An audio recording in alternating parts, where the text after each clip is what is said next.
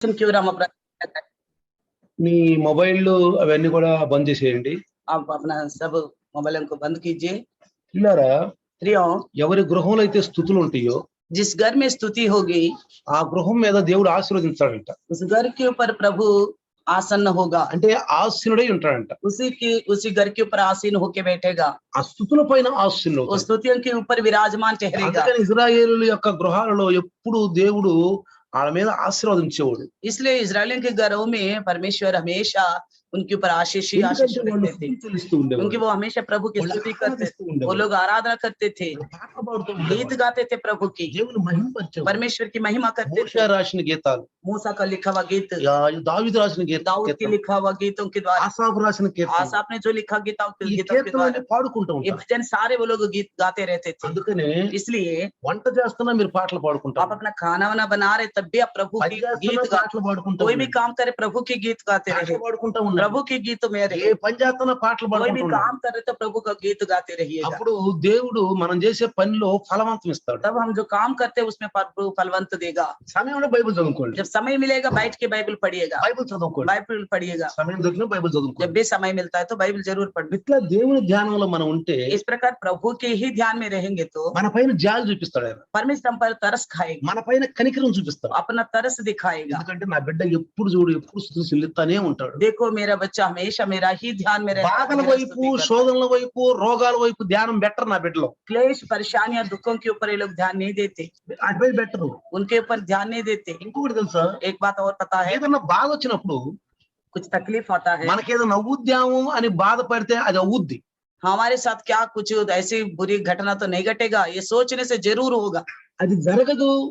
దేవుడు నాతో ఉన్నాడు, ఆయన మహిమగల దేవుడు అంటే అది జరిగేది కూడా జరగకుండా పోద్ది. ऐसा नहीं होगा, ऐसे विपत्ति नहीं आएगा, प्रभु मेरे साथ है, महिमा का योग्य परमेश्वर है, इस तरह सोचने से जो होना चाहिए तब वो भी बुराई होने नहीं देगा प्रभु, జరగదు, అది కూడా జరగదు. वो की बुराई नहीं దాన్ని होने देगा, తీసేస్తాడు దేవుడు. उसको निकाल देगा प्रभु, తీసేస్తాడు. परमेश्वर निकाल देगा। మన జీవితం రానివ్వడు.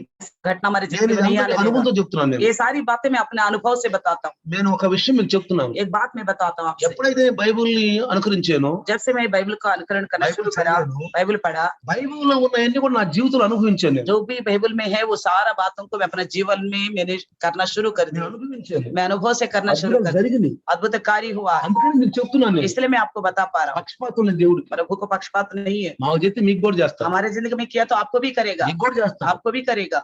అందుకనే इसलिए మనం చేసిన ఒకటే, हम जो करना था वो एक ही काम है, చింతపడద్దు. चिंता नहीं करना దేని గురించి किसी विषय को लेकर। సమయం ఉంటే ప్రార్థన చేయి. समय से प्रार्थना करो, నువ్వు సమయం ఉంటే ప్రార్థన చేయి. समय से प्रार्थना करो। आप నీకు ఏకాంతంగా సమయం దొరకట్లా, आपको अकेले में समय नहीं मिल रहा है, మరి ఏం చేయాలి నువ్వు? फिर क्या करना है? డ్యూటీ బిజీ आपकी ड्यूटी बिजी होगा, అనుకుందాం.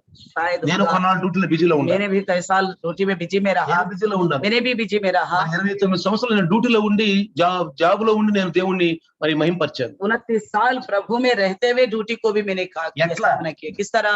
మనకు మోకరించే సమయం లేదు, वहां पे घुटने में आने का समय नहीं है, ఏకాంత ప్రార్థన చేసే సమయం లేదు. एकांत में प्रार्थना करने का भी समय नहीं है। ఎట్లా ఉంటుంది ప్రార్థన? कैसा होगा प्रार्थना? శ్వాస వదులుతున్నాం, जैसे श्वास छोड़ते हैं, మరి తీసుకుంటాం, श्वास लेते हैं, అట్లా ప్రార్థన చేయాలి. इस तरह लगातार प्रभु से जुड़े हुए रहना ఎవరికైతే चाहिए। సమయం దొరుకుతుందో जिस किसी को समय मिलता है వాళ్ళు ప్రార్థన చేయాలి. वो लोग घुटने में आके प्रार्थना कीजिए, ప్రార్థన చేయాలి. जरूर प्रार्थना कीजिएगा। పడుకోబోయేటప్పుడు మనం ఏకాంత ప్రార్థన చేసుకుంటాం, हम सोते वक्त तो प्रार्थना करते ही है, పాటలు పాడుకుంటాం, गीत भी गाते रहना స్తుతిస్తూ चाहिए, ఉండాలి. स्तुति करते रहना चाहिए। కానీ దేవుని యొక్క పని మాత్రం లాపరవా చేయకూడదు. मगर प्रभु का काम में कभी भी लापरवाही नहीं करना నేను चाहिए। ఒక విషయం చెప్తున్నాను. मैं एक बात बताऊं, వారమంతా లోకంలో ఉండి हफ्ता भर संसार में रहकर, ఏముందిలే పనులు ఉండలే మనకని हाँ हमारे पास तो बड़े काम है संसार में, ఆదివారం లైవ్లోకి వస్తే इतवार को लाइव में आएंगे, ఒక రకమైనటువంటి ఏదో ఆలోచన వేదనగా ఉంటది. पता नहीं ऐसे कुछ लगता है, कुछ कोई आवाज जैसा, कुछ ऐसी परेशानी तंग जैसा दिखाई देते हैं, అలా ఉంటది. इस तरह लगता है। రోజు లైవ్ లో వస్తే अगर वही रोज लाइव में आते तो సోమవారం నుండి శనివారం వరకు सोमवार से लेकर इतवार तक 10 మాటలు ఒక్క మాట మాట్లాడతాడు. 10 बातों में एक बात तो कम से कम ఒక్క మాట మనకి ఆదరణ ఇచ్చుతుందా? एक बात तो हमें आदरण देगा कम से ఎలా कम, టైం తీసుకోండి. किसी प्रकार भी टाइम निकालिएगा। అందుకే इसलिए మన ప్రభువు యెహోవా జాలి కలిగిన దేవుడు అంట, इसलिए हमारे प्रभु जो है तरस से भरा हुआ है, కనికరం కలిగిన వాడు అంట. दया दिखाने वाला है। మోషే కూడా చెప్పాడు, मूसा से भी बताया, నేను కనికరం కలిగిన దేవుడిని, मैं दया दिखाने वाला हूँ, నేను జాలి కలిగిన దేవుడిని. तरस खाने वाला हूँ। యాకోబు మరి యెరూషలేంకి పెద్ద పాస్టర్ ఆయన. याकूब जो है यरूशलेम की बहुत बड़ा पासवान है। ఎవరో తెలుసు ఆయన? कौन है वो पता है? యేసు ప్రభువు పుట్టిన తర్వాత మరియమ్మ మరి యేసేపుకి వివాహం అయిన తర్వాత పుట్టిన వ్యక్తే యాకోబు. यीशु मसीह पैदा होने के बाद मरियम और यूसुफ को शादी हुई थी, तब जो उनको पैदा हुआ था वही था याकूब। అంటే శారీరక రూపంగా తమ్ముడు అవుతాడు, शरीर तौर पर देखा जाए तो भाई लगेगा, తమ్ముడు అవుతాడు. भाई लगेगा। మరియమ్మకు పుట్టాడు. मरियम को पैदा हुआ, ఆయన మంచి వ్యక్తి, वो बहुत अच्छा व्यक्ति है, ఆయన పశ్చాత్తాపడ్డ వ్యక్తి. वो पश्चाताप किया अपने जिंदगी में। సహోదరుని చాలా దూషించారు. भाई को उन्होंने बहुत निंदा किया। నలుగురు కుమారులు పుట్టారు ఆయనకి. उनको तो 4 बेटे पैदा हुए थे। मरियम పెళ్ళైనాక को शादी होने के बाद ఆ మరియమ్మకి యేసేపు నలుగురు కుమారులు పుట్టారు. मरियम और यूसुफ को 4 बेटे पैदा हुए थे। ఎట్లా మనకి పిల్లలు పుడుతున్నారు, जिस तरह हमें भी संतान होता है, ఆడపిల్లలు కూడా ఉండాలి. बेटियां भी हैं। కానీ అందరూ యేసుప్రభుని దూషించారు, सबने यीशु मसीह की దూషించారు, निंदा की, కానీ పశ్చాత్తాపడ్డారు. लेकिन उन्होंने पश्चाताप किया। చూడండి, యాకోబు మంచి పాస్టర్ అయ్యాడు తెలుసా. मगर याकूब देखिए बहुत अच्छा पासवान बन गया, పశ్చాత్తాపడ్డాడు. उन्होंने पश्चाताप సో किया। యాకోబు పత్రిక निकालिए याकूब की पत्री 5:11 చదువుదాం. 5:11 पढ़ेंगे। యాకోబు పత్రి याकूब की पत्री 5:11 చదివితే 5:11 पढ़ने से పడండి, ఒకసారి చూడండి అక్కడ చదవండి. देखिए एक बार, देखो हम धीरज धरने वालों को धन्य कहते हैं। तुमने आयुब के धीरज के विषय में तो सुना ही है, और प्रभु की ओर से जो उसका प्रतिफल हुआ उसे भी जान लिया है। Praise the Lord. ఎందుకు जिसमें प्रभु की अत्यंत करुणा और दया प्रकट होती थी। చూడండి, देखिए ఎందుకు యాకోబు యోబుని గుర్తు చేస్తున్నాడు. क्यों याकूब आयुब को याद दिलाता है। మీకు అర్థమవుతుందా? आपको याद समझ में आ रहा है? చెప్పండి ఒకసారి. एक बार बताइए। యోబుని గురించి మనందరూ తెలుసుగా, आयुब के बारे में तो हम सबको पता ही है, మనందరూ తెలుసు కదా. हम सबको पता है। ఎందుకు యోబుని గుర్తు చేస్తున్నాడంటే, क्यों आयुब के बारे में याद दिलाता है याकूब? యోబుకి ఎన్ని కష్టాలు వచ్చినా, आयुब के वो कितना भी दुख परेशानी आया, ఎన్ని కష్టాలు వచ్చినా, कितने भी दुख क्लेश आया, ఎక్కడ కూడా कहीं पे भी నోటితో గాని मुंह की बातों से, తన ప్రవర్తనతో గాని अपनी चाल चलन से ఒక మాట కూడా అపశబ్దం మాట్లాడలేదు. एक भी बात ऐसी दोष भरी बात नहीं बोला उन्होंने। చూడు ఏమంటాడు, సహించిన వారిని ధన్యులు అనుకొనుచున్నాము కదా. धीरज, जो कोई धीरज धरते उनको तुम धन्य कहते हो। ఏమంటాడు తన పుస్తకంలో, आयुब कहता है अपनी किताब में, నన్ను గురించి రాయాలని నేను కోరుకుంటున్నాను. मेरे विषय में लिखे मैं ये चाहता हूँ। అంటే తన బయోగ్రఫీ చూసారు. ఇప్పుడు ఈ మధ్యన చాలా మంది పెద్ద పెద్ద వాళ్ళకి బయోగ్రఫీ సినిమాలు తీస్తున్నారు.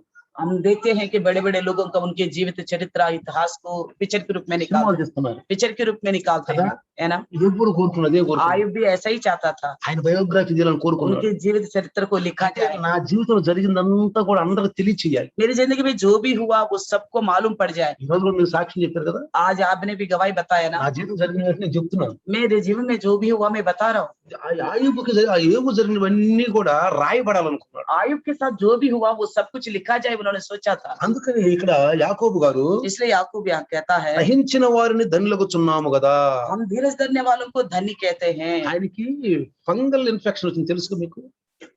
ఎవరికి? ఆయుబ్కి. आयुब को फंगल इन्फेक्शन हुआ था, आपको पता है? ఫంగల్ ఇన్ఫెక్షన్ వచ్చింది. फंगल इन्फेक्शन हुआ నేను था। మొన్న ఎక్కడికో ఒక హాస్పిటల్కి వెళ్ళాను. मैं एक जगह हॉस्पिटल में गया था, అక్కడ ఒక ఫోటో పెద్దది వేసాడు. वहाँ एक बहुत बड़ा फोटो है, ఫంగల్ ఇన్ఫెక్షన్ వేసాడు అక్కడ. फंगल इन्फेक्शन है। అసలు ఆ శరీరాలు చూస్తే वो शरीरों को हम देखते हैं तो నాకు గుర్తొచ్చాడు. आयुब याद आ गए मुझे, గుర్తొచ్చాడు. आयुब याद आ गया। అయ్యో, ఎంత బాధ. అన్ని రకాల ఫోటోలు అక్కడ. वहाँ सब प्रकार की फोटो ఆ डाले, ఇన్ఫెక్షన్ అన్ని వేసాడు. वो इन्फेक्शन जिस तरह फैलता सब कुछ वहाँ पे అసలు फोटो ఆ के रूप में ఒళ్ళంతా था। ఎర్రగా అయిపోయి పొక్కులుగా అయిపోయి దద్దులుగా అయిపోయి वो सारा शरीर जो है फोड़े फोड़े हो गया, लाल लाल हो गया, फुंसी जैसा बन गया। ఏ బట్లు అయిపోయి ఉంటాడు. आयुब का भी ऐसा ही हुआ అలా होगा, అయిపోయి ఉంటాడు. ऐसा ही हुआ ఎట్లా होगा, ఊర్చుకున్నాడు. कैसे सह लिया మన होगा। నిద్రలో ఏదైనా దోమ గుట్టి గులగా ఉంటే ఎంత బాధపడతాం, हम नींद में है, मच्छर ने हमको काट लिया और खुजली लगता तो कितना परेशान हो जाते, ఎంత బాధపడతాం. कितना परेशान हो जाते। ప్రియులారా, प्रियो, ఏవి ఎంత బాధపడ్డాడో చూడండి. आयुब कितना झेला होगा, అయినా देखिए। తన నోటి నుంచి ఒక్క అపశబ్దం రాల. फिर भी अपने मुंह से उन्होंने किसी प्रकार का पाप की बातें नहीं कहा। తన భార్య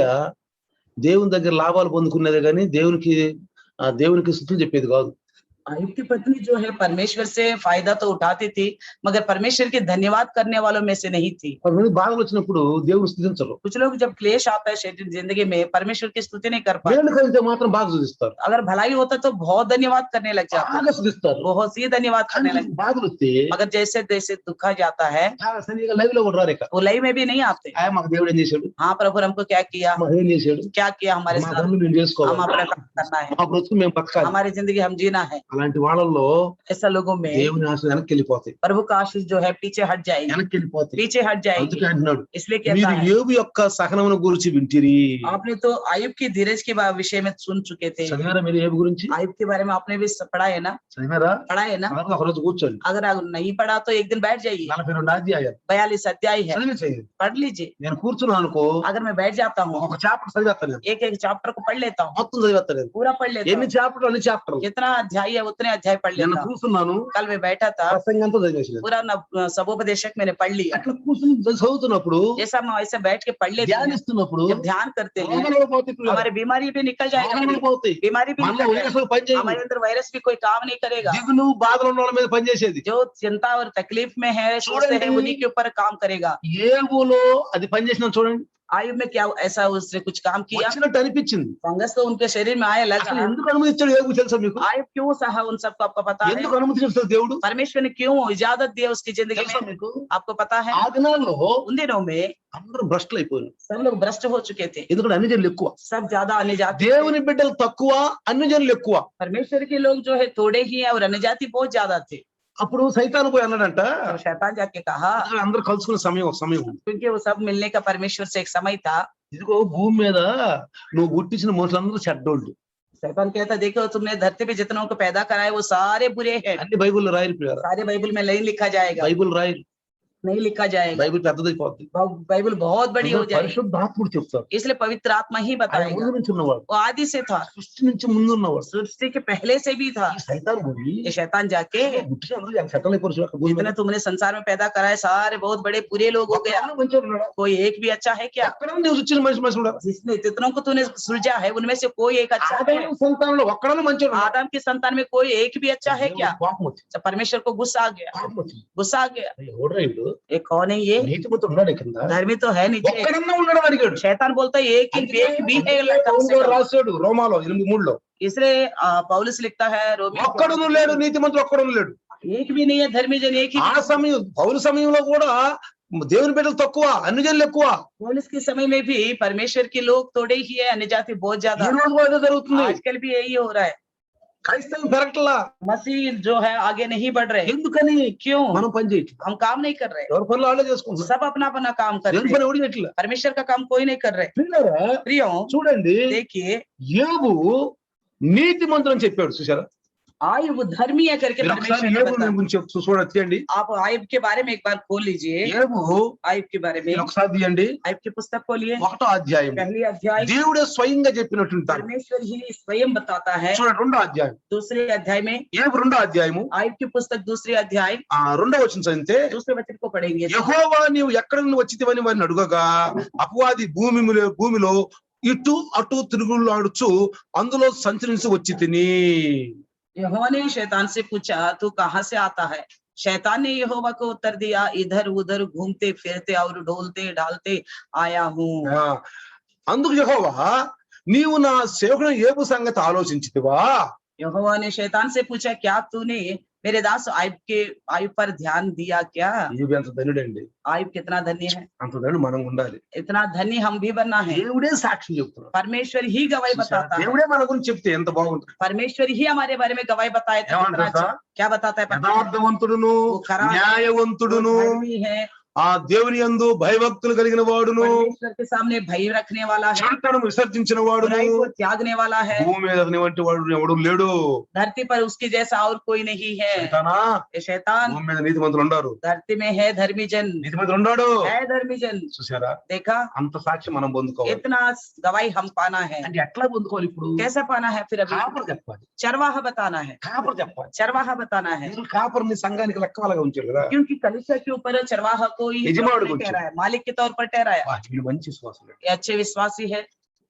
కాపరుగా చెప్తే अगर चरवाहा बता पाएगा आपके बारे దేవుడు में, హా అంటాడు, प्रभु भी हाँ बोलेगा, అంటాడు. हाँ बोलेगा। కాపరు గనక వీళ్ళు సరిగా లైవ్ లో రారండి, సరిగా విశ్వాసం ఉంచరండి, సరిగా ఉండరంటే దేవుడు కూడా అంటాడు, ఓహో అచ్చా అట్లా అదేనా అంటాడు. चरवाहा को बोलेगा किसी के बारे में, ये ढंग से प्रेयर में नहीं आते, वचन नहीं सुनते, प्रभु में नहीं बढ़ते, तो प्रभु भी बोलेगा हाँ सही बात है। అందుకని అంటున్నాడు, इसलिए कहता है, యోబుని యొక్క సహనమును గురించి వింటిరా? आयुब की धीरज के बारे में तुमने सुना? ఆయన ఎంత జాలియు కనికొని ఉన్నారు. और वो कितना तरस से भरा हुआ है और कितना दया है उसके पास तुमने जान लिया। అంటే అదేంటి मतलब क्या है? యెహోవా జాలియు కనికరము గలవాడు, प्रभु की अत्यंत करुणा और दया प्रकट हुआ करके बोलता है। ఆయన ఎంత జాలియు కనికరవాడు అని తెలుసుకొని ఉన్నారు। उन्होंने अत्यंत करुणा दिखाया और दया दिखाया, तुमने जान लिया। దేవుని మనసు మనకు కలిగి ఉండాలి। इसलिए प्रभु का मन हमारे पास होनी चाहिए। దేవుని మనసు యేసు ప్రభు కలిగి ఉన్నాడు। परमेश्वर का मन जो है यीशु मसीह के पास है।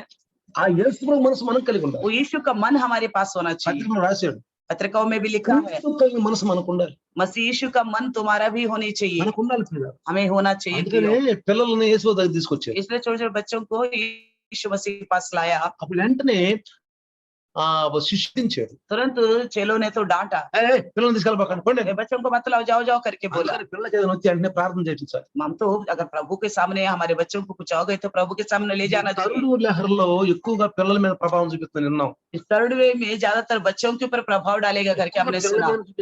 ज्यादातर बच्चों के ऊपर प्रभाव डालेगा। कोई भी समस्या जाती है, దాసులకు ఫోన్ చేయండి, दास और दासनी को फोन कीजिए। లాపరవాహి పెట్టుకోకండి, लापरवाही बिल्कुल नहीं बरतना, లాపరవాహి ఉండకండి। बिल्कुल लापरवाही नहीं रहना।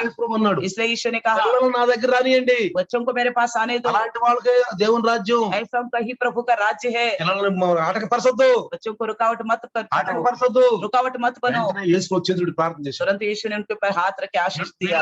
प्रियो, ఈ తరుడు లేఖరు పిల్లల మీదకి వస్తుంది। ये थर्ड वेव जो है बच्चों के ऊपर आने वाला है, कहते हैं పెద్దలు కూడా వస్తుంది, बड़ों को भी आ रहा है। అయినా కానీ फिर भी ప్రభువులో మనం ఉంటే अगर प्रभु में हम మన रहेंगे, పిల్లల్ని ప్రభువులో తీసుకురావాలి। हमारे बच्चों को प्रभु में ఆ లైన్ లో కూర్చోబెట్టి పక్కన लाइव కూర్చోబెట్టి में साथ में बिठाइए, उनको కూర్చోబెట్టుకోండి, साथ में बिठाइए। మనం కొంచెం అరవకుండా అలవాటు చేయండి, उनको ऐसा रोके वो शोर ना करे, అలవాటు చేయండి। उनको आदत दिलाइए। అందుకే పిల్లలారా, इसलिए प्रियो, కీర్తన भजन संगीता 103:13 103:13 में, కీర్తన 103:13 తన 103:13 తండ్రి తన కుమారుల ఎడల జాలి పడినట్లు యెహోవా తన యందు భయభక్తులు గల వారి జాలి పడును।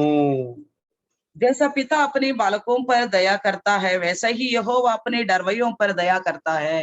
యెహోవా మా తండ్రి, यहोवा हमारे पिता है। ఏమన్నా మనం, हम क्या बोलना है? యెహోవా మా తండ్రి। यहोवा मेरा पिता है। తండ్రి లేడని, पिता नहीं है बोल के, తండ్రి లేడని पिता नहीं है చాలా మంది कहकर బాధపడతారు। बहुत से लोग उदास हो जाते हैं, ఎప్పుడు తల్లి లేరు, हमेशा बोलते मेरे पिता नहीं है, माता नहीं है करके। తండ్రి ఉన్న వారికి, తండ్రి తల్లి ఉన్న వారికి కూడా అసలు తండ్రి తల్లి ఎవరు? ప్రభువే। जिसके माता पिता है उनके असली माँ बाप कौन है? पिता परमेश्वर ही है।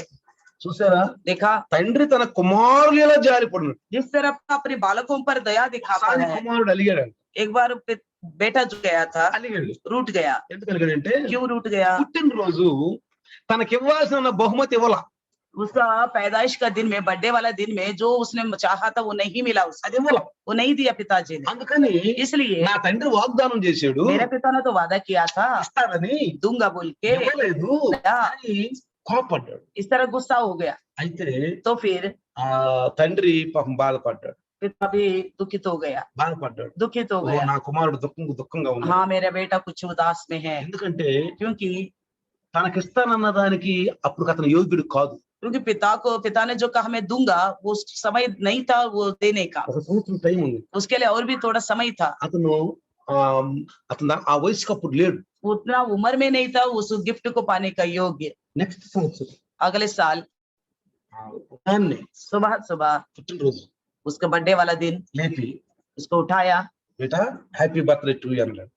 कुमार देखो అంటాడు, అనుకున్నది ఎవడో ఏం చేయడు అని బాగా ఉదాసుగా ఉన్నాడు।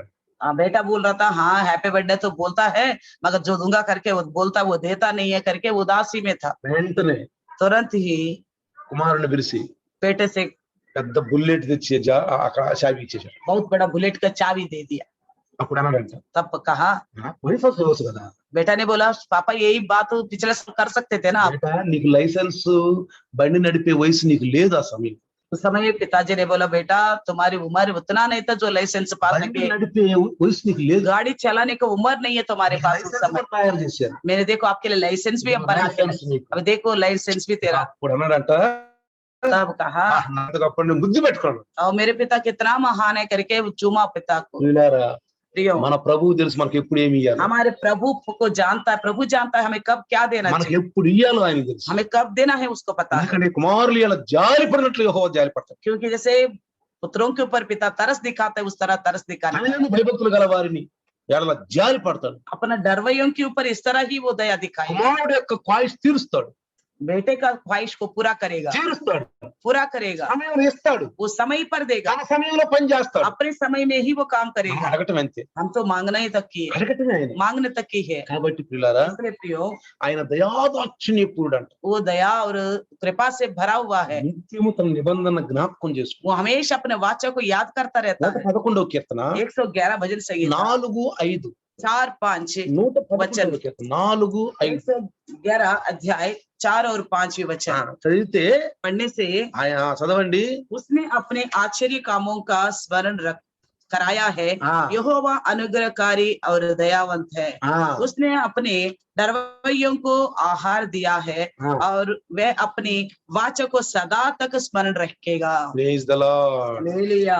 ఏంటంటే ఆయన क्या है वो परमेश्वर? ఆయన యొక్క నిత్య నిబంధన జ్ఞాపకము చేసుకొనును.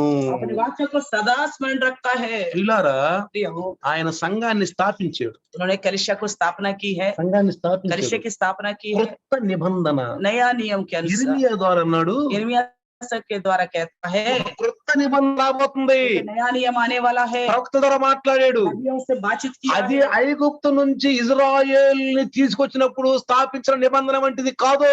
जब वो मिस्र से इजरायलियों को में लेके आया था उस समय की जैसा वाचा नहीं ఆ है, నిబంధన కాదు. वो वाचा नहीं है। రాబోయే దినాల్లో కొత్త నిబంధన వస్తుంది. आने वाला दिनों में नया वाचा आएगा। ఇర్మియా 31 నుంచి 34 చదువుకోండి. తర్వాత यिर्मयाह की पुस्तक 31 अध्याय 31 से लेकर 34 तक आप बाद में पढ़ మన लीजिए। హృదయాలలో నా విధులు ఇస్తానన్నాడు. उनके हृदय में अपना विजयों को रखूंगा बोला, మాంసం హృదయాన్ని ఇస్తానన్నాడు. मांस का हृदय दूंगा बोला। అదిగో ఆయన నిబంధన జ్ఞాపకం చేసు. देखो वो अपना वाचा को याद करता है। ఇదికే इसलिए 1వ కొరింథీ 1 कुरिन्ती 10వ అధ్యాయములో 11 अध्याय ఆయన ఒక నిబంధన మనకిచ్చాడు. उन्होंने एक वाचा हमें दिया है, అది రక్త నిబంధన. वो लहू के वाचा। ఏ నిబంధన? कौन सा वाचा? రక్త నిబంధన. लहू के वाचा। పాత నిబంధనలో గొర్రెల యొక్కయు మేకల యొక్కయు కోడెల యొక్కయు ఆ నిబంధన కాదు ప్రియులారా. पुराने नियम में भेड़ बकरियों की लहू के द्वारा वाचा बांधता था, उस तरह नहीं। కుమారుడు రక్తంతో నిబంధన చేశాడు. हमारे साथ जो वाचा किया है अपने स्वयं खुद की पुत्र की लहू के द्वारा। క్షత్రియులను రాజును చూశారు ఎప్పుడన్నా? आप क्षत्रिय यानी कि राजा को देखा, वंश के लोग देखा है। తన భార్య తన భర్తను యుద్ధ రంగంలో పంపిస్తుందంట. एक बार पत्नी अपने पति को लड़ाई के लिए युद्ध भूमि में भेज, తిలక పెడతారు. తిలక్ वो लोग उस समय देखते तो तिलक लगाते ఆయన थे। ఏం చేసింది తెలుసా? उन्होंने क्या किया पता है? ఆ దగ్గర చిన్న చిన్న బాకులు ఉంటాయి రాజుల దగ్గర. और राजाओं के पास तो चाकू तो रहते ही हैं, చిన్న చిన్న బాకులు ఉంటాయి. छोटे छोटे तलवार भी रहते हैं। గుచ్చుకుంటారు అంటే ఒక షర్టు గుచ్చుకుంటారు అన్నమాట. वो अपनी जो कमर बंद होती है ना उसमें रखते हैं। ఆ బాహు తీసుకుందంట, वहां से निकाला, అట్లా కోసుకుందంట. उस अपने अंगूठे से लहू निकाला। ఏం చేసింది? क्या किया? అట్లా కోసుకుని उस तलवार से काट कर తన భర్తను పెట్టింది. उस लहू से उसको तिलक लगाया। అంటే ఏమన్నాడు? గెలుచుకుని రాదు. ये कहने की मतलब क्या है? आप जीत के आना है। మనం కూడా ప్రియులారా हम भी प्रियो, మనకు ఒక నిబంధన ఇచ్చాడు, हमें वाचा दिया है, రక్త నిబంధన. लहू का वाचा। అందుకే చూడండి देखिए यहाँ पे 11వ అధ్యాయం కొరింథీయులకు రాసిన పత్రిక 1 कुरिन्ती 11 अध्याय 24వ వచనం. 24वें वचन ఇది మీ में, కొరకైన నా శరీరము నన్ను జ్ఞాపకము చేసుకుంటే దీనిని చేయుడని చెప్పాను. ये मेरी देह है जो तुम्हारे लिए है, मेरी स्मरण के लिए ये किया करो। ఏంటి నిబంధన? कौन से वाचा है? తర్వాత అంటున్నాడు, और उसके बाद कहता है, ఆ ప్రకారమే భోజనమైన పిమ్మట ఆయన పాత్ర ఎత్తుకొని ఈ పాత్ర నా రక్తము వలన అయిన క్రొత్త నిబంధన.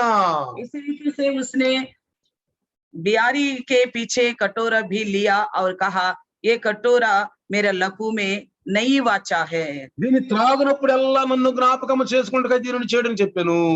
जब कभी पियो तो मेरे स्मरण के लिए यही किया करो। అందుకే మనం ప్రతి ఆదివారం ప్రభు భోజనం చేసుకుంటాం. इसलिए हम हर एक इतवार को प्रभु का అంటే మనం भोज జ్ఞాపకం लेते हैं। చేసుకుంటున్నాం. यानी कि हम याद कर रहे हैं उनको। కూడుకున్నప్పుడు జ్ఞాపకం जब చేసుకుంటాం. इकट्ठा हो गया हम उनको याद कर रहे हैं। ప్రియులారా प्रियो, చాలా మంది ఇది నిర్లక్ష్యం చేస్తున్నారు. बहुत से लोग इस चीज को लापरवाह करते हैं, కొత్త నిబంధన నిర్లక్ష్యం इस చేస్తున్నారు. नया वाचा को लापरवाह ఈ करते हैं, రక్త నిబంధన నిర్లక్ష్యం చేస్తున్నారు. लहू के वाचा को लापरवाह करते నెలలో हैं, ఒకసారి అంటున్నారు, महीने में एक बार बोलते हैं, నెలలో ఒకసారి. महीने में एक बार, ఎందుకంటే क्योंकि దేవుడు మాకు చాలా మంది జనాలను ఇచ్చాడు, प्रभु ने हमें बहुत ज्यादा लोगों को दिया है, చాలా మంది జనాలను ఇచ్చాడు, बहुत से विश्वासियों को दिया కాబట్టి है, మేము చేయలేకపోతున్నాము इसलिए ज्यादा हो कि हम नहीं कर पा रहे हैं। అని దేవుడిని ఎక్కిరిస్తున్నారు. इस तरह प्रभु को ही चिढ़ाने वाले बन रहे, సందాలు పడుతున్నారు. మరి तो भेंट तो लेते इतने लोग, సందాలు పడుతున్నారు. इतने लोगों को भेंट అంతమంది लेते, సందాలు పెట్టినప్పుడు అంతమందికి నువ్వు కొత్త నిబంధన వాక్యాన్ని నువ్వు ఆ నిబంధన పాటించలేవా?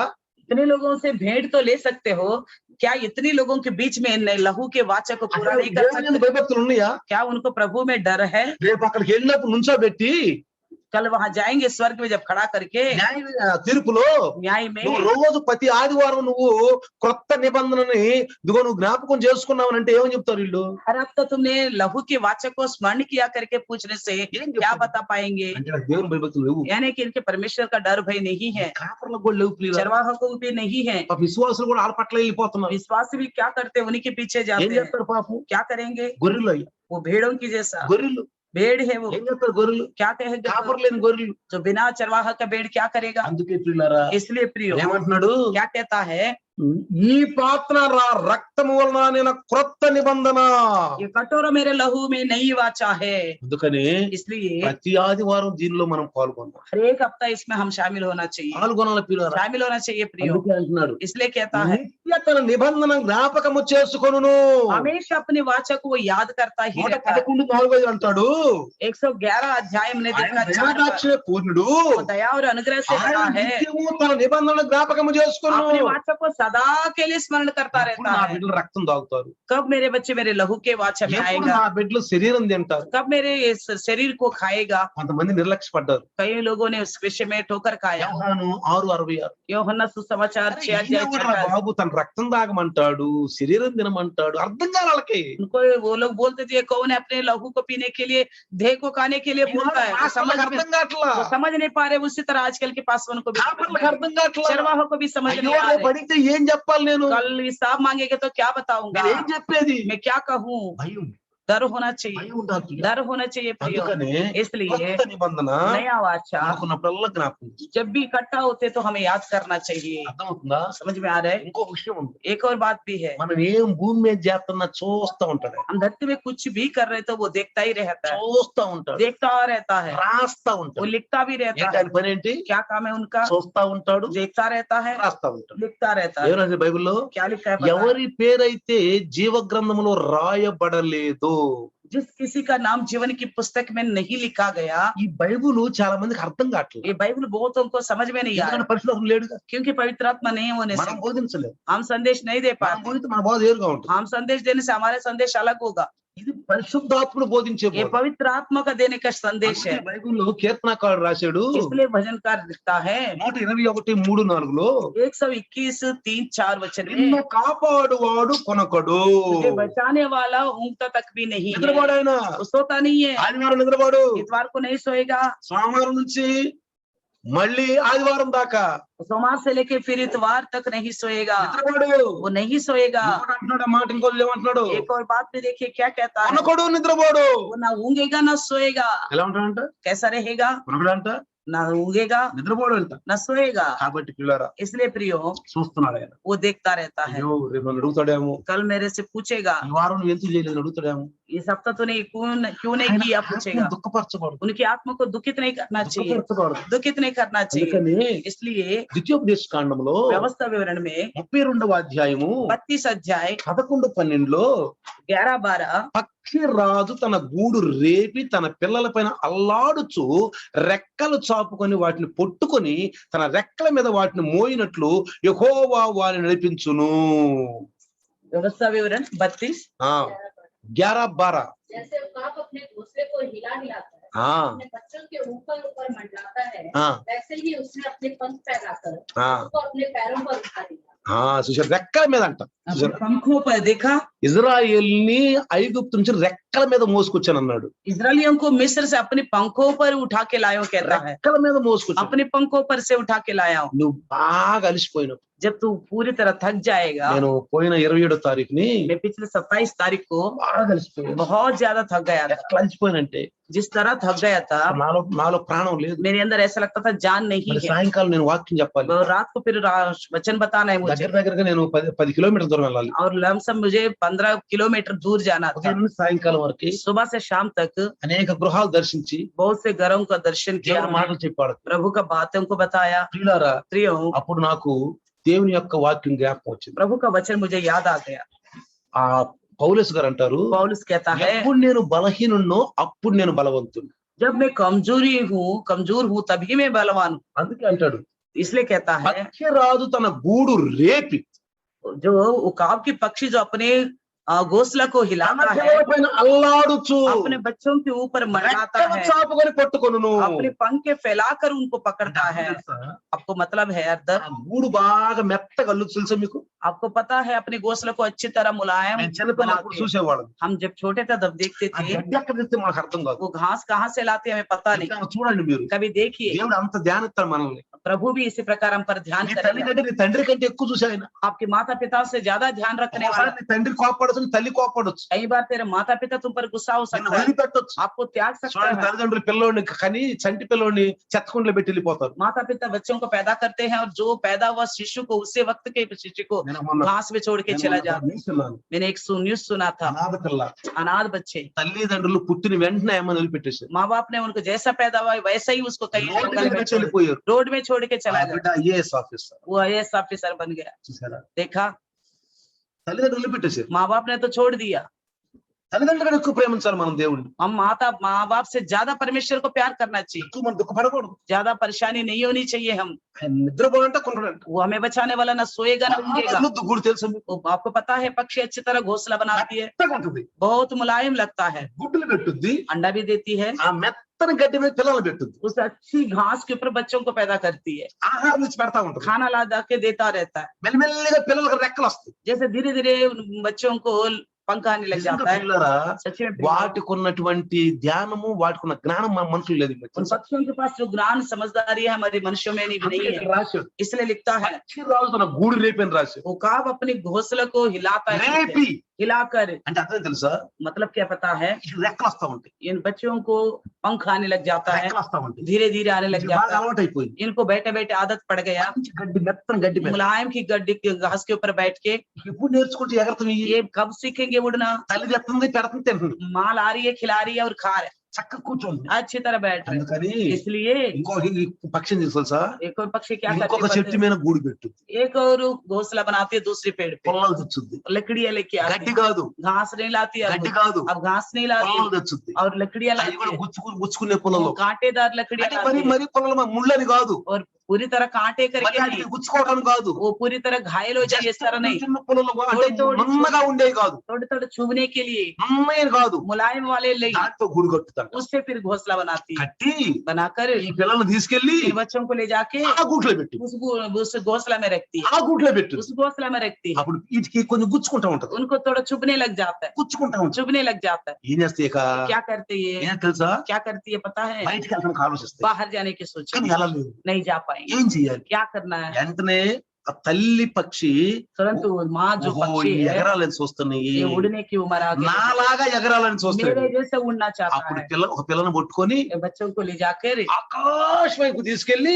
पूरी आकाश की ऊंचाई में ले जाकर అక్కడ వదిలేస్తుందంట. वहां छोड़ देती है, ఆ వదిలేస్తుంది. वहां छोड़ देती है। టక్ టక్ టక్ రెక్కలు కొట్టుకుంటూ వెంటనే మళ్ళీ పక్షి కిందకు వచ్చేసి తన రెక్కల మీద బట్టి ఎత్తుకుంటుంది. वो छोटी बच्ची जैसी गिरने लग जाती है और पंख उड़ाने की कोशिश करती है, इतने में माँ पक्षी जो आके अपने पंख फैला के उनको पकड़ती है। ఏమంటాడు చూడండి, वो देखिए वहां क्या है। పిల్లల్ని అల్లాడుచూ రెక్కలు చాపుకొని వాటిని పట్టుకొని తన రెక్కల మీద వాటిని మోయినట్లు बच्चों को ऊपर ऊपर मंडलाता है और वैसे ही अपने पंखों लेकर उनको अपने पंखों पर बिठाती है। हालेलुया। పిల్లారా, देखिए प्रियो, చూడండి, నిజంగా देखिए ఆ పక్షికున్న జ్ఞానం మనకుంటే, उस पक्षी के पास जो ज्ञान है वो ज्ञान हमारे पास रहने से, మనకుంటే अगर हमारे पास होता దేనికి భయపడ, हम किसी चीज से भी नहीं దేవుని डरेंगे। చేతిలో ఉన్నారు, हम परमेश्वर के हाथ में है, చేతిలో ఉన్నారు. परमेश्वर के हाथ में है। పిల్లల్ని అట్లా పైకి తీసుకెళ్లిపోతాయి, बच्चों को इस तरह ऊंचाई में ले ఆడ जाती है, వదిలేస్తుంది. वहां छोड़ देती है, అవి పడతా ఉంటాయి, वो गिरते रहते नीचे को, అలవాటు వచ్చేదన్నమాట. उसको उड़ने की आदत, पंख हिलाने की आदत हो जाती है, वो आवाज के साथ पंख उलाने लग जाती है, हिलाने लग जाती है। ఎప్పుడైతే భయం పడుతాయో जब वो डरने लग ఆ जाती है, రెక్కలు కొట్టుకోవడం ఆగిపోద్దు, तो उड़ने की उस पंखों के हिलना बंद हो जाने पर పడిపోతుంది అనుకుంటదు, वो माँ सोचती गिरने पर है, తల్లి పక్షి కిందకు వచ్చేస్తుంది, माँ पक्षी जो है नीचे आ जाती కిందకు వచ్చి है, नीचे ఆ आती है, రెక్కల మీద పెట్టుకుంటారు. अपने पंखों के ऊपर बिठा అట్లా పిల్లల్ని इस तरह अपने बच्चों को తనలాగా ఎగిరేటట్టు, अपने जैसा उड़ने का बराबर करेगा, తనలాగా ఎగిరేటట్టు చేస్తారు. अपने जैसा उड़ने का लायक అప్పుడు बनाएगा। ఆ పక్షి స్వయంగా జీవించదు. तब वो छोटी पक्षी जो स्वयं अपना जिंदगी అందుకే నేను అంటాను, शुरू करेगी। కొన్నిసార్లు कई बार నేను సేవకులను కూడా బాగా పనిలో పెడతాను. मैं सेवकों को भी बहुत काम में लगाता हूँ, అలసిపోతారు, वो लोग थक जाते हैं, అలసిపోతారు. थक जाते हैं, వాళ్ళు అంటారు, वो कहते हैं అలసిపోయావండి, हम थक गए, అలసిపోయావండి. थक गए हम, పర్వాలేదు, पर कोई बात नहीं, ఎప్పుడు అలసిపోయావో जब भी तुम थक जाते हो దేవుని మీద ఆధారపడతావు. प्रभु में निर्भर हो जाएगा। అందుకే అన్నాడు, इसलिए कहता है ధనవంతులు దేవుని రాజ్యంలో ప్రవేశించు కంటే ఒంటి సూది బెజ్జంలో బాగా దూరుతారు. धनवान स्वर्ग राज में प्रवेश होने से बेहतर सुई की छेद में से ऊंट पार हो सकता है। నీకు ఏదైనా బాధ వస్తే, आपके पास कोई तकलीफ నీ होगा, దగ్గర 10 లక్షలు ఉంటే, आपके पास 10 लाख होने నా से దగ్గర డబ్బులు లేవు, आए मेरे पास तो पैसा है, నేను చూసుకుంటాను. आए मैं देख लूंगा। అందుకే పేదలని మీరు ధనులు, इसलिए प्रभु कहता है गरीब जो तुम धन्य हो। దేవుని మీద ఆధారపడితే, हम गरीब प्रभु पर निर्भर हो जाते దేవుని हैं, మీద ఆధారపడతారు. प्रभु पर निर्भर పేదలు हो ఎక్కువ जाते దేవుని మీద ఆధారపడతారు, हैं। गरीब जो है ज्यादातर प्रभु में निर्भर हो పేదల जाते మీద हैं, ఆధారపడతారు. ज्यादातर प्रभु में निर्भर సంజయ్ हो जाते హాస్పిటల్ అడ్మిట్ చేసినప్పుడు हैं। जब समझा को हमने अस्पताल में एडमिट किया నేను था, అంతకు ముందు ఉన్నాను, मैंने उससे पहले सुना వారం ఉంటే 22 లక్షలు అంట. एक हफ्ता रहने से 22 लाख खर्च మా होता దగ్గర है। ఎక్కడ ఉండి, मेरे पास तो है ही नहीं, ప్రభు మా దగ్గర ఎక్కడ ఉండి, हमारे पास कहाँ है, ఎక్కడ తీసుకురావాలి? कहाँ से लेके ఈ आए। అమ్మాయి కరోనా వచ్చేసింది, इनको कोरोना हुआ है, ప్రభువా మరి భయంకరమైన స్థితిలో ఉంది, तो सीरियस हालत में है, హాస్పిటల్ అడ్మిట్ हम చేస్తాం, हॉस्पिटल में एडमिट करने जा रहे हैं, చూసుకోవాలి. आप ही देख ఈ लो, డబ్బులు మా దగ్గర లేవు, इतना पैसा हमारे पास नहीं ఈ డబ్బులు है, మా దగ్గర లేవు, इतना మేము हमारे కన్నీరు पास గార్చాం, आंसू बहाए, हमने ప్రార్థన చేసాం. प्रार्थना किया। అని దేవుడు फिर देखो प्रभु చక్కగా 52లో తీసుకొచ్చాడు బయట. तो भैया 52 52,000 से ही लेके आ गए उसके చూడండి बाद। देखा మరి వారం ఉంది, एक हफ्ता रहा, మంచి ఫుడ్ పెట్టారు, अच्छा खाना भी మంచి दिया, మందులు ఇచ్చారు. अच्छी दवाइयाँ भी दिया। అలాంటి స్థితిలో వెళ్ళే వాళ్ళు చాలా మంది బయట రాలా. इस हालत में जाने वाला कोई भी बाहर नहीं आ पाया। కరోనా నడుచుకుంటా వెళ్ళిన వాళ్ళు, कुछ लोग कोरोना करके पैदल चलने वाले ఆ चल के ట్రీట్మెంట్ गया, తీసుకుంటామని అనుకున్న వాళ్ళు ट्रीटमेंट लेके आएंगे करके सोचे थे, వెంటిలేటర్స్ వెళ్ళిపోయారు, वो वेंटिलेटर में चला गया, అక్కడ నుంచి అక్కడ వెళ్ళిపోయారు. वहीं से वहीं ऊपर चला गया। అంతకంటే భయంకర స్థితిలో ఉన్న उससे बढ़कर भयानक हालत में थे సంజయ్ सब। దేవుడు కాపాడు. उस समझा को प्रभु ने ఎందుకో తెలుసా? बचाया। क्यों पता है? దేవుని మీద ఆధారపడ్డా, प्रभु में निर्भर हुआ, ముందు కూడా దేవుడు కాపాడు, आपको भी प्रभु ने बचाया, దేవుని మీద ఆధారపడ్డా. आप भी प्रभु पर निर्भर ప్రతి हुआ। ఒక్కరు నాకు ఫోన్ చేశారు, हर एक ने मुझे फोन किया, పాస్టర్ సాబ్ ప్రార్థన చేయండి, पास्टर जी प्रार्थना మాకు की, సమస్య వచ్చేసింది. हमारे पास समस्या आ అందుకే गई, అన్నాను, इसलिए कहता మీరు हूं, హాస్పిటల్కి వెళ్ళబాక, आप हॉस्पिटल में मत जाना, డబ్బులు కట్టలేరు, మీరు ऐसा नहीं भर पाएंगे, డబ్బులు కట్టలేరు. ऐसा नहीं भर पाएंगे। చనిపోయిన వాళ్ళని కూడా వెంటిలేషన్ పెట్టి చనిపోవాలని ట్రీట్మెంట్ ఇస్తాం డబ్బులుగా చేశారు. तो मरे हुओं को भी वेंटिलेटर में लगते हैं, कहते हैं अभी आशा है और करके पैसा ऐंठ लेते। కరోనా వచ్చి చాలా మంది కంగాలు అయిపోతే కొంతమంది ధనవంతులు అయిపోయారు. कोरोना आके बहुत से लोग कंगाल हो गए, तो कई लोग धनवान भी बन गए। తీర్పు తప్పించుకోలేరు వాళ్ళు. वो लोग न्याय से बच नहीं पाएंगे। అందుకని సంఘం మనకి ఎంతో విలువ ఇస్తుంది. इसलिए कलिशा हमें बहुत आदर देता సంఘాన్ని है। విడవకూడదు మనం. कलिशा को नहीं छोड़ना సంఘం चाहिए। అంటే ఏంటి? कलिशा का मतलब क्या है? వాక్యానుసారమైన वचन के अनुसार का जिंदगी, మన జీవితాలు రేపడతాయి. हमारे जीवन प्रभु में उभारा जाएंगे। ఇదిగో ఈ పక్షి కంటే కూడా గొప్పవాడు దేవుడు. प्रभु इस पक्षी से भी महान है। देखिए, అందుకే इसलिए యేసు ప్రభువు ఏమన్నా తెలుసా? यीशु मसीह क्या कहता है पता है? మత్తయి సువార్త मत्ती सुसमाचार 10వ అధ్యాయము 10वीं अध्याय 30వ వచనము 30 वचन 30 देख 29వ వచనము 29 वचन 31వ వచనం 29 से लेकर 31 तक मत्ती देखिए। सुवार्ता मत्ती सुसमाचार 10వ అధ్యాయము 10वीं अध्याय 30వ వచనం చదవండి. 30 वचन 30 पढ़िए। ఉమ్, तुम्हारे सिर के बाल भी ఉమ్. सब गिने हुए हैं। ఏమన్నాడు? क्या कहता है? నీ ఎంట్రుకలన్నీ లెక్కించబడ్డాయి. तुम्हारा सर के बाल भी सब गिने हुए అది हैं। అర్థం ఏంటి తెలుసా? इसका मतलब क्या है पता है? నీ శ్రద్ధంతా నాకుంది. तेरे बारे में सारा ध्यान में रखता నువ్వు हूँ। ఉదయం లేచి సాయంకాలం వరకు, तुम सबसे उठते हो सुबह से तब से लेकर शाम तक, నిద్రపోయేంత వరకు, सोने तक, లేచేంత వరకు उठने तक నిన్ను గురించి ధ్యానం నాకుంది. तेरे विषय में मैं ध्यान रखता हूँ। అంటే లెక్క, ఆ ఎంట్రుకలన్నీ లెక్క పడ్డట్టు అర్థం यानी ఏంటి? कि सब सर के बाल गिने हुए ఎవరైనా मतलब क्या ఉంటే है? లెక్క వేయగలరా? क्या कोई हमारे सर के बाल को गिन सकता है? చెప్పగలరా? बता सकते हैं? కానీ దేవుడు ఏమంటున్నాడు? मगर प्रभु क्या నీ कहता है? ఎంట్రుకలు లెక్కించబడ్డాయి. तेरे सर के बाल అంటే सारे गिने गए। ఆత్మీయ రూపంగా यानी कि आत्मा నీ में ఖ్యాలంతా నాకుంది. तुम्हारे बारे में पूरा ख्याल रखता हूँ मैं। అందుకంటే రాజు మహారాజు इसलिए दाऊद कहता है, లేవటము, मेरा उठना, కూర్చోటము, बैठना, మరి నడవటము, चलना, పడుకోవటము, लेटना, తినటము, खाना, తాగటము పీనా. మీకు అన్ని తెలుసు. तो सब जानता అంటే है। దావీదుకు దేవుని గురించి అంతా తెలుసు. यानी कि दाऊद को परमेश्वर के बारे में सब ఈనాడు कुछ पता है। దౌర్భాగ్యత అంటే క్రైస్తవులకు అసలు దేవుని గురించి తెలియదు. आजकल के ऐसा भयानक विषय क्या है? मसीह को कुछ भी नहीं पता परमेश्वर के క్రిస్టియన్ बारे में। కాలనీలో ఉన్న యవనస్తులకి దేవుని గురించి తెలియదు. ये मसीह कालने में रहने वाले जवान लोगों को परमेश्वर के बारे में ही पता ही नहीं। దేవుని వాక్యం వాళ్ళకి అర్థం కావట్లేదు. రావట్లేదు. प्रभु का वचन उनको समझ में ही नहीं आ रहा है। సదోమ గొమొర్రాగా ఉన్నారు. सदोम अमोरा जैसा लोग है। మనకు చాలా పని ఉంది పిల్లరా. हमें बहुत काम है प्रियो, మనకు చాలా పని ఉంది. बहुत काम है। మన తోటి సంఘస్థులు చెప్పాలి, हमारे साथ के कलिसिया के लोगों को हमें बताना है, భక్తిలో నడిపించాలి. उनको सच्चाई में ले వాళ్ళ चलना है। పక్కనే కూర్చుంటున్నావు, तुम उन्हीं के बगल में बैठते हो, నీకు ఒక ఆరాటం ఉండాలి. आपके पास एक बोझ होनी चाहिए। వీళ్ళు కాపర్లేని గొర్రెలు వెళ్ళిపోతున్నారే, ये तो बिना चरवाहा के भेड़ जैसे भटक रहे। మళ్ళీ ఇక్కడ ఉంచేవి. प्रभु ने तो मुझे వీళ్ళని रखा, ఎట్లా సత్యంలో నడిపించాలి, कैसा उनको मैं प्रभु में ఎట్లా लाऊं, నడిపించాలి कैसे चलाऊं, అని ప్రార్థన చేసుకోవాలి. इस तरह प्रार्थना వాళ్ళు कीजिए। చెప్తా ఉండు. तब तुम बताते रहो उनको, వాళ్ళు కొంచెం మెల్లమెల్లగా నీతో సహవాసం वो కలుపుతారు. धीरे धीरे धीरे आपके साथ संगति जुड़ेंगे। నువ్వు చక్కగా కూర్చోబెట్టి ప్రార్థన చేయొచ్చు. उनको बिठा के तुम प्रार्थना भी कर వాళ్ళు पाओगे, నడిపించవచ్చు. तुम चला भी सकते हो। प्रभु శబాష్ బడా దాసుడా, శబాష్ బడా దాసి, అగ్గిలో నుంచి లాగినట్లు లాగేసామంటాడు. प्रभु कल कहेगा शबाश भला दास और दास ने आग से निकाला बहुत से लोगों కలిగి ఉండాలి को। మనం. इस तरह का काम हमारे ఆ पास మెలకువ हो, కలిగి ఉండాలి. इस तरह जागृति हमारे బలహీనతను पास हो। చేర్చుకోవాలి. हम कमजोरों का साथ लेना चाहिए। తర్వాత 29 వచ్చిన చదవండి. उसके बाद 29 वचन देखेंगे। 29 వచ్చింది. क्या ఆ, पैसे में दो गौरैया नहीं बिकती, ఆ, तो भी तुम्हारे पिता की इच्छा के बिना ఆ, उनमें से एक भी भूमि पर नहीं गिर सकती। 31. 31 वचन, इसलिए डरो नहीं, हम्म। तुम बहुत गौरवियों से बढ़कर हो। Praise the Lord. हालेलुया। నువ్వు అనేక పిచ్చుకుల కంటే నువ్వు గొప్పవాడివి.